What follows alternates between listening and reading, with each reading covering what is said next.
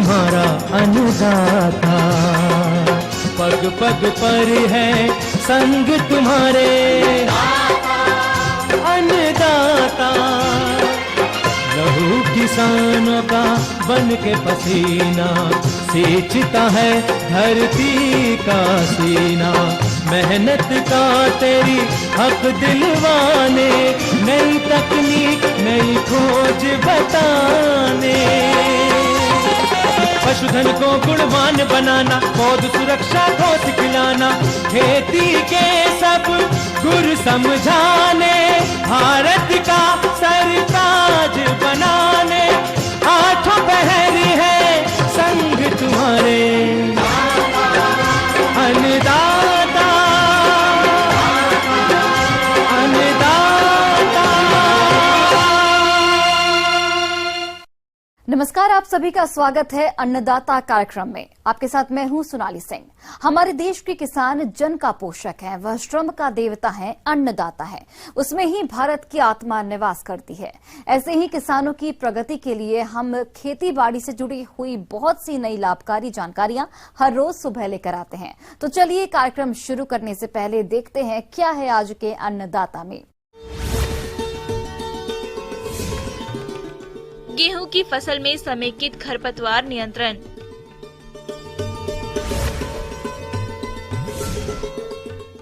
कम जगह में button mushroom उगाएं, अधिक आय कमाएं।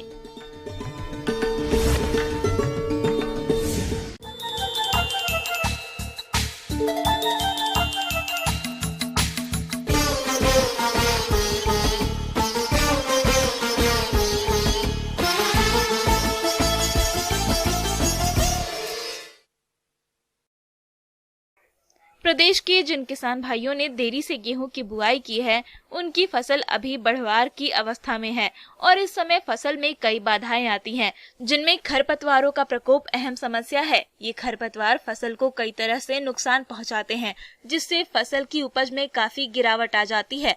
अगर किसान सही समय पर खरपतवारों की रोकथाम कर लें तो अपने उत्पादन को बढ़ा सकते हैं। चलिए इसके बारे में जानते हैं बिहार कृषि विश्वविद्यालय सबौर, जिला भागलपुर, कृषि वैज्ञानिक डॉक्टर हरिओम से।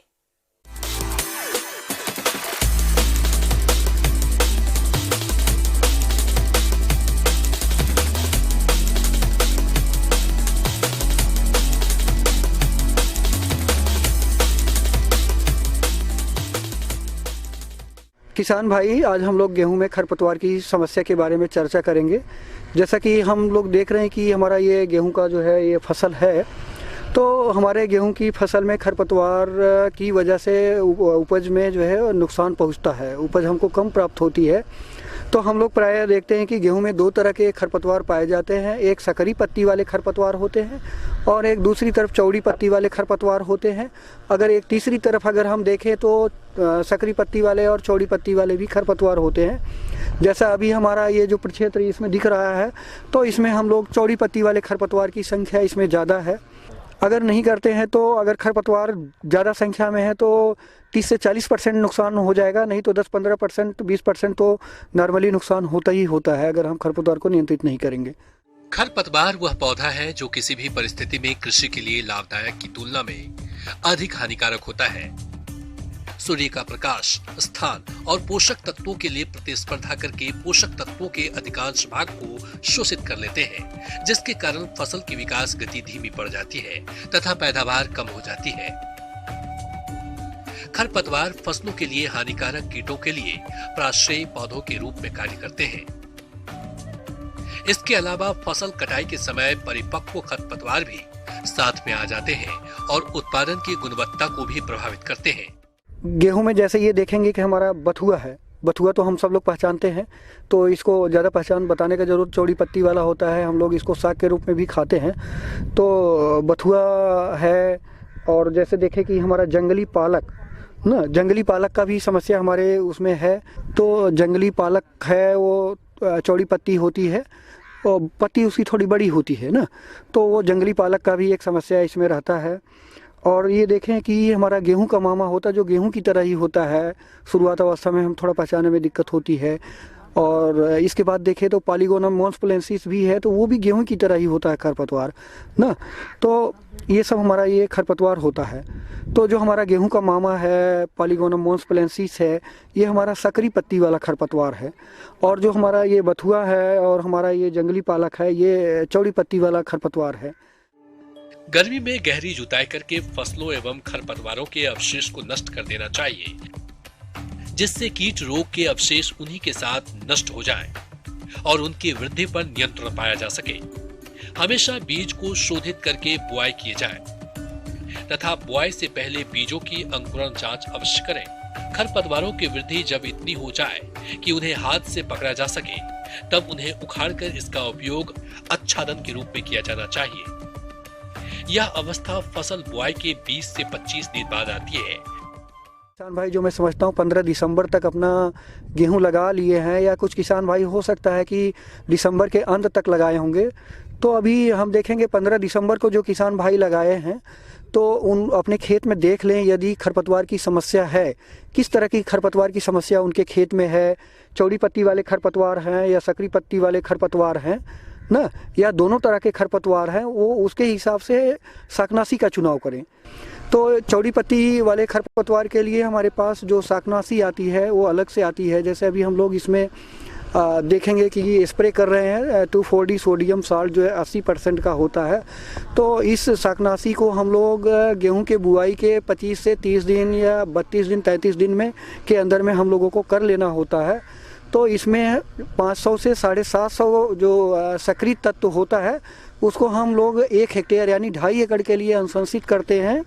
तो अगर हम 750 ग्राम पे कैलकुलेट करेंगे तो ये 935 ग्राम पे आएगा।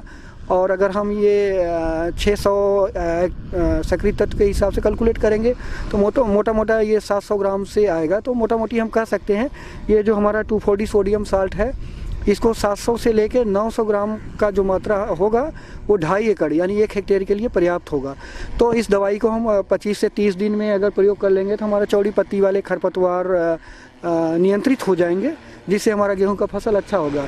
और तीसरी हमारी जो दशा है कि उसमें चौड़ी पत्ती वाले भी खरपतवार हैं और सकरी पत्ती वाले भी खरपतवार है। तो उसमें एक टोटल नाम से वो शाकनाशी आती है जिसका कम्बिनेशन होता है, उसमें सल्फोसल्फ्यूरान 25 ग्राम होता है और मेटसल्फ्यूरान भी 4 ग्राम का सक्रिय तत्व होता है। ये दोनों का जो एक कम्बिनेशन आता है उसकी वजह से ही क्या होता है कि सकरी पत्ती और चौड़ी पत्ती वाले खरपतवार जो है मर जाते हैं। तो इसको हम कहेंगे कि 25 से 30 दिन के अंदर में जो है प्रयोग करके हम अपने गेहूं की फसल में खरपतवार से मुक्त कर रख सकेंगे और अच्छा उत्पादन प्राप्त होगा, कोई दिक्कत नहीं होगी।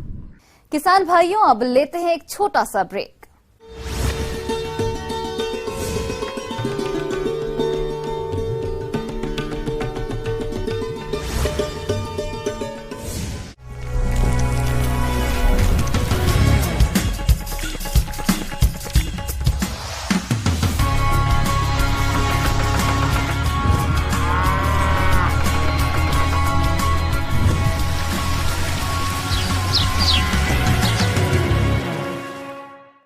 ब्रेक के बाद आप सभी दर्शकों का अन्नदाता में स्वागत है।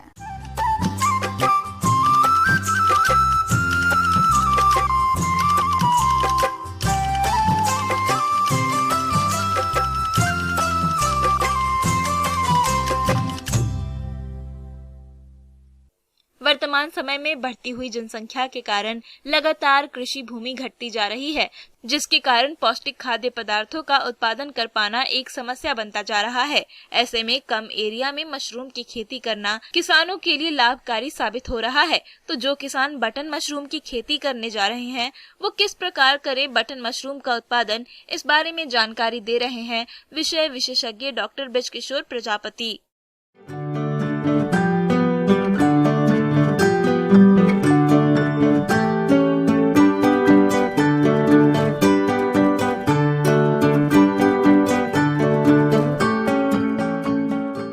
वर्तमान में जो है शीतकालीन मौसम चल रहा है। इस समय जो है किसानों को अतिरिक्त आय के लिए जो है बटन मशरूम जो है उसके उत्पादन कर जो है अधिक लाभ प्राप्त कर सकते हैं।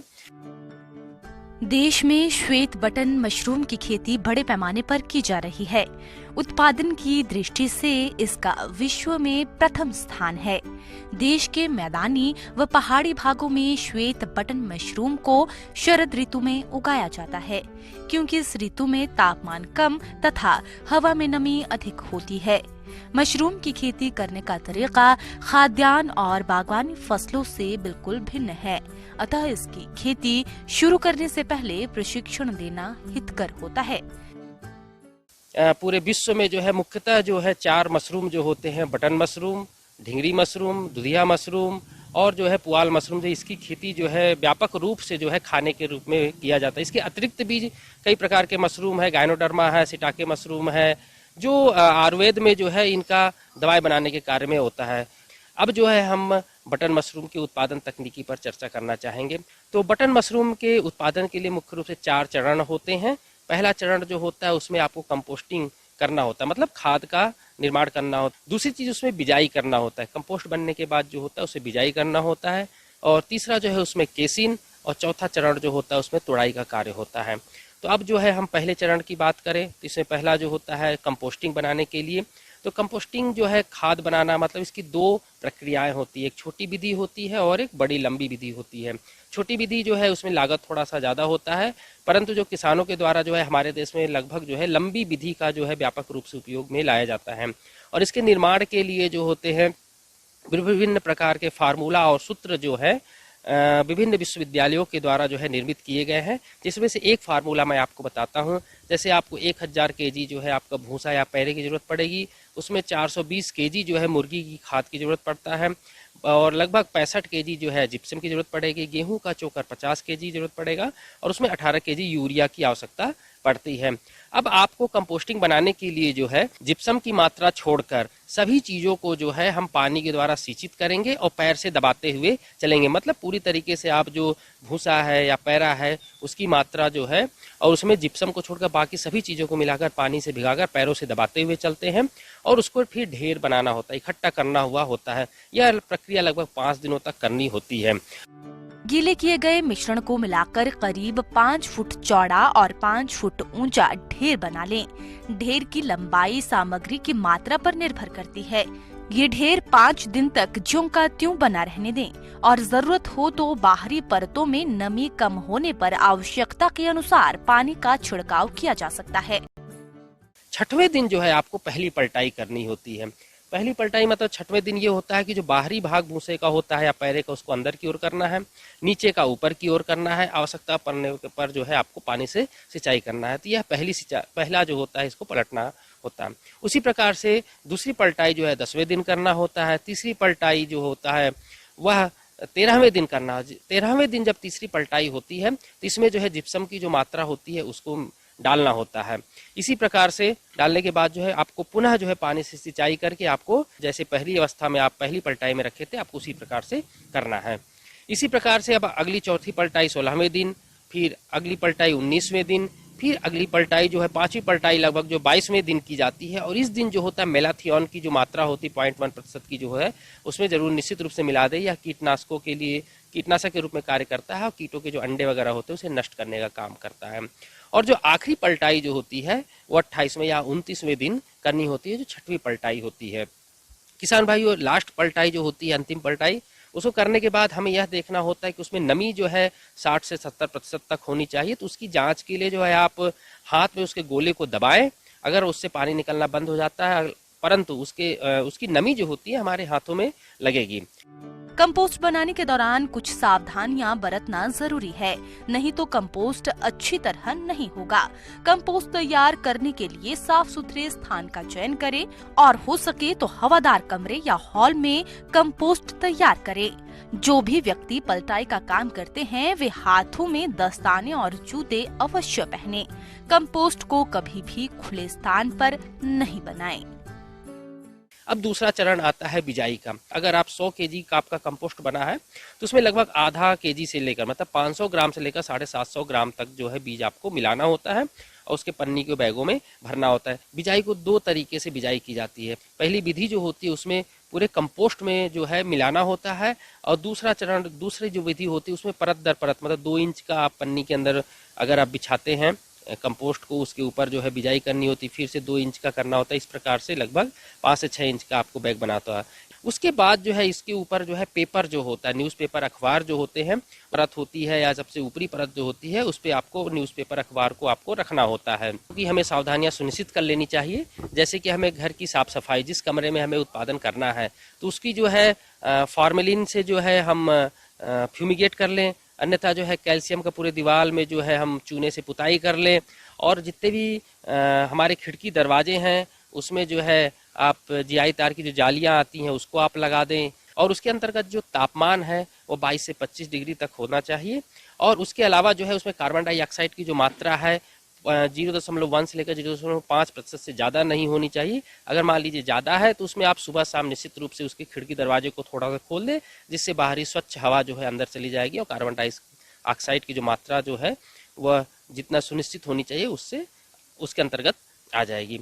आप 2 हफ्ते के बाद देखेंगे कि आपका पूरा जो कंपोस्ट है वो सफ़ेद धागे के रूप में बदल जाएगा। अब आपको जो है इसके ऊपर केसिन की प्रक्रिया करनी होती है। केसिन मतलब होता है ढकना, सपोर्ट प्रोवाइड कराना होता है।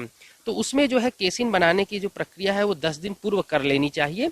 और केसिन बनाने के लिए जैसे आपकी दोमट मिट्टी होती है, सड़ी हुई गोबर की खाद होती है, जो धान का भूसा होता है, उस चोकर जो जिसको कहते हैं, खुद्दी जिसको बोली जाती है, उसका आप उपयोग कर सकते हैं, या आपका गार्डन जो होता है उसकी मिट्टी को उपयोग कर सकते हैं।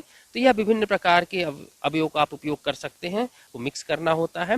और 4% फार्मेलिन के साथ जो है उसको मिलाकर उसको पन्नी से ढक दें। और यह जो है 2 से 3 दिन तक इसको ढक कर रखें। जो केसिन मिट्टी बनी हुई है, मतलब जो केसिन बना हुआ है, उसको अखबार को हटाने के बाद सबसे ऊपरी परत में जो है आपको 1.5 से 2 इंच का केसिन फैलाना होता है। जब केसिन आप पूरी तरीके से जो अगले 1 हफ्ते में जब पूरी तरीके से वह भी धागे के रूप में सफ़ेद कवर हो जाएगा, उसके बाद आप देखेंगे कि अगले 1 हफ्ते के बाद जो है उसमें जो फलन आएंगे, आप वह फलन अगर 2 से 3 सेंटीमीटर का है तो सबसे उपयुक्त होता है, उसको दाहिने तरफ घुमाकर तोड़ ले। और जो आप देखेंगे कि लगभग 1 कुंटल से जो है आपको 25 से 30 केजी जो है आपको हमें जो है बटन मशरूम प्राप्त होगा। तो किसान भाइयों, मेरे द्वारा बताई गई जानकारियों को आप अपनाकर जो है बसंत मतलब जो शीत ऋतु है, शीत ऋतु में जो है आप बटन मशरूम का उत्पादन करके अतिरिक्त आय भी प्राप्त कर सकते हैं और कुपोषण जैसी समस्याओं से निराकरण भी प्राप्त कर सकते हैं। धन्यवाद। आगे और भी है खेती बाड़ी से जुड़ी हुई बहुत सी रोचक जानकारियां। यहाँ रुकेंगे एक और छोटे से ब्रेक के लिए।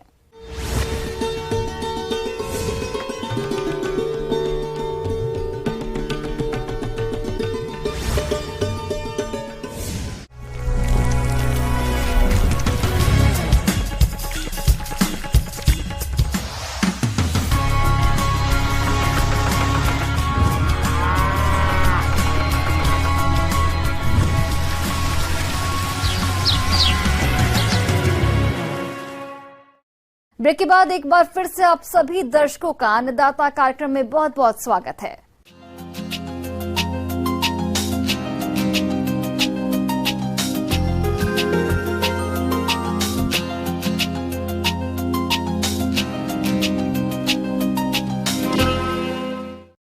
मानव स्वास्थ्य के लिए लाभकारी और पौष्टिक गुणों से भरपूर फलों में बात करें पपीता की, तो इसका उत्पादन प्रदेश में बड़े पैमाने पर देखने को मिलता है। तो आपको इन पपीतों के पौधों से अधिक गुणवत्ता युक्त फल कैसे मिले, इसके लिए बाग में इस समय कौन कौन से कार्यों को करना जरूरी है, इस बारे में जानकारी दे रहे हैं कृषि वैज्ञानिक डॉक्टर मुनेश्वर प्रसाद।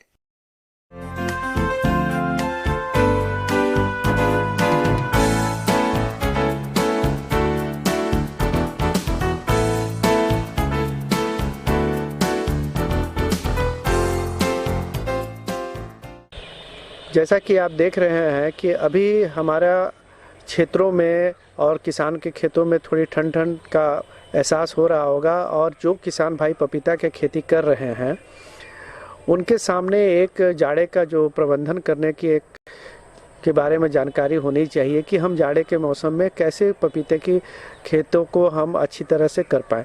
इसके लिए सबसे पहले तो आप ध्यान दीजिएगा कि हमारा पपीते के जो भी खेत हैं उसमें सिंचाई की समुचित व्यवस्था हो, नमी हमेशा रहना चाहिए।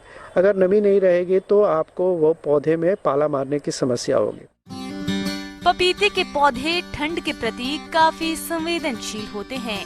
पाला पड़ने पर पपीते के पौधे मरने लगते हैं और ऐसे में पपीतों के छोटे और नवरोपित पौधों को पुआल की टाटी बनाकर पौधों के उत्तर पश्चिम दिशा से तीनों ओर से ढक दें। साथ ही पाला पड़ने पर बाग के चारों ओर धुआं करें। साथ ही आप देख रहे हो कि इस रबी मौसम में अनेक प्रकार की सब्जियां लगाई जाती हैं, जिसमें जो आपके जैसे टमाटर हो गए, आलू हो गए, मिर्च हो गए, ये सब इनमें एक कीड़े का कभी कभी प्रकोप देखा जाता है और वो कीड़ा जो है वाइट फ्लाई या थ्रिप्स जो है पपीते के पौधे को भी आक्रांत करता है। तो कीड़े और बीमारियों का भी आप समुचित देखभाल इस समय में करेंगे। पपीते के बाग में इन कीटों के कारण पर्णकुंचन यानी लीफ कर्ल रोग होता है, जिसके लक्षण केवल पत्तियों पर दिखाई पड़ते हैं। रोगी पत्तियां छोटी और झुर्रीदार हो जाती हैं। पत्तियों का विकृत होना एवं इनकी शिराओं का रंग पीला पड़ जाना रोग के सामान्य लक्षण हैं। रोगी पौधों में फूल कम आते हैं। रोग की तीव्रता में पत्तियां गिर जाती है। इसके नियंत्रण के लिए रोगी पौधे को उखाड़कर फेंक देना चाहिए। साथ ही सफेद मक्खी के नियंत्रण के लिए इमिडाक्लोप्रिड 1 मिलीलीटर का प्रति 3 लीटर पानी में घोल बनाकर छिड़काव करना चाहिए। इस समय पपीते के बाग में चूर्निल आसिता रोग का प्रकोप होता है। ये रोग ओडियम यूडिकम कैरिकी नामक कवक से होता है। इससे प्रभावित पत्तियों पर सफेद चूर्ण जमाव हो जाता है, जो बाद में सूख जाती है। इस रोग की रोकथाम के लिए सल्फैक्स 3 ग्राम प्रति लीटर पानी में घोलकर छिड़काव करें। और एक ये जो समय है आपका, ये ध्यान देने की बात ये रहेगी कि आप अभी इसमें ज़्यादा से ज़्यादा खरपतवार निवारण जरूर करेंगे कि इस समय खरपतवार नहीं हो और कीड़ों का प्रकोप नहीं हो। और इसके बाद जैसे ये मौसम आपका बदल जाता है, फरवरी के मौसम आते हैं, तब उसमें आप खाद और उर्वरक का फिर पुनः उपनिवेश करेंगे, जो लगभग 200 ग्राम नत्रजन, 300 ग्राम फास्फोरस और 150 ग्राम पोटास प्रति पौधे के दर से दे करके आप उस पौधे को उर्वरक का प्रयोग करेंगे। उसमें पपीते के फूलों को विकसित होने तथा पैदावार बढ़ाने के लिए आदर्श तापमान 21 से 35 डिग्री सेल्सियस और आर्द्रता 70 से 85% होनी चाहिए। इससे कम या ज्यादा तापमान होने पर पपीते के फूल गिरने लगते हैं। साथ ही मिट्टी में नाइट्रोजन का कम या ज्यादा स्तर, सूखापन और अतिरिक्त नमी की स्थिति भी फूलों की वृद्धि, परागण और निषेचन को प्रभावित कर सकती है। इसीलिए संतुलित मात्रा में उर्वरकों का प्रयोग करें। साथ ही पौधों की हल्की सिंचाई करें। और साथ ही आप प्रति पौधा 200 ग्राम बोरेक्स का उपयोग पौधे के लगाते समय आप करते हैं तो बहुत ही अच्छा रहेगा, या आप लगाने के 3 महीने के बाद आप इसका उपयोग कर सकते हैं। तो बोरेक्स जो है 20 ग्राम प्रति पौधे के दर से देने से फलों का गिरना और फल के आकार में वृद्धि करना अच्छा रहता है उसके लिए।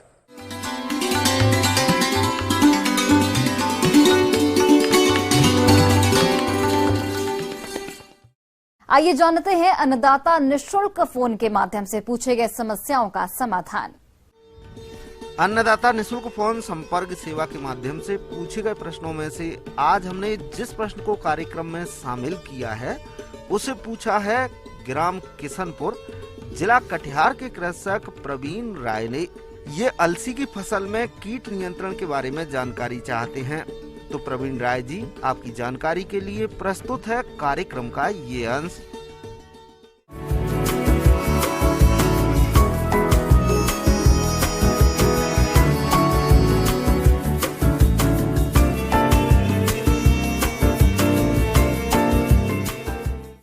किसान भाई नमस्कार। अलसी जो तिलहनी फसल है, चूंकि रबी मौसम का ये फसल है और इस फसल में जो लगने वाले कीड़े हैं, बुआई से लेकर के जब तक पौधा हरा होता है उस समय तक कई तरह के कीटों का आक्रमण होता है। तो अवस्थावार हम पौधा थोड़ा बढ़ जाता है, तो बढ़ने के बाद तो उसमें पुष्पन होने लगता है। तो पुष्प कलियों में एक तरह का एक बहुत सूक्ष्म कीड़ा लगता है जो कि मक्खी जातीय कीड़ा है। मक्खी जातीय कीड़ा उसके पुष्प कलियों में अंडा डाल देती है और अंडा डालने के चलते जो अंडा बाद में जब फूटता है तो अंदर ही अंदर पिल्लू का निर्माण होता है गुलाबी रंग का, और एक कली में 5, 6, 7 की संख्या में पिल्लू का संख्या हो सकता है, और आंतरिक भाग को खा जाता है वो पिल्लू, जिसके चलते वो जो कली है फूल नहीं बन पाता है। अब फूल नहीं बनता तो उसमें दाने भी नहीं पड़ेंगे, और जब फलियां बनने लगती हैं उस समय भी फली छेदक के रूप में, जिसको हेलिकोबैक्टर बीजरा के नाम से जानते हैं, इसका अभिकरण होता है। इस कीट की लटे या सुंडी भी बहुभक्षी होती है, जो कि पौधों के फूलों को खाती है और बाद में फलियां बनने के बाद फलियों में गोलाकार छेद कर अंदर घुस जाती है और उसके शरीर का आधा भाग बाहर रहता है। इस तरह यह कीट फलियों में बन रहे दानों को खाकर नुकसान पहुंचाती है। इसके रोकथाम के लिए फूल आने के तुरंत बाद कार्टप हाइड्रोक्लोराइड 2 ग्राम प्रति लीटर पानी में घोलकर छिड़काव करें। और कली का जो मक्खी है उसके लिए फिर इमिडाक्लोपीड जो हम बताए थे, उसी का 1 मिलीलीटर प्रति लीटर पानी में घोल बनाएं, और उस घोल से जिस समय कलियां बनने लगे, पुष्प कलियां बनने लगे, उस समय छिड़काव करें, और दोबारा इसका करीब 3 सप्ताह के बाद एक छिड़काव और कर दें। तो ऐसा करके जो कली की मक्खी है तीसरी में, उसका नियंत्रण हो जाएगा, और ऐसा करके अपने अलसी को हानिकारक कीटों से होने वाले नुकसान को बचा सकते हैं और भरपूर उपज ले सकते हैं। हाँ, ध्यान रहे कि जब कीड़ा का आक्रमण हो तभी कीटनाशक का प्रयोग करना है, अन्यथा जरूरत नहीं है। अगर